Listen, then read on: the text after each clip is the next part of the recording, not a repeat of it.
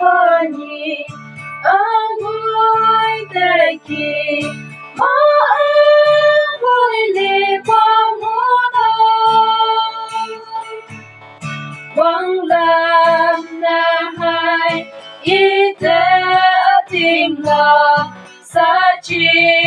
ni pa kiana kem le ya pui ye kem hop la nong ye pui ye chan ke la di pa kem aku mengteki Jesus mamse yuna nang akan yuna nang ya yen percay nau la nang akan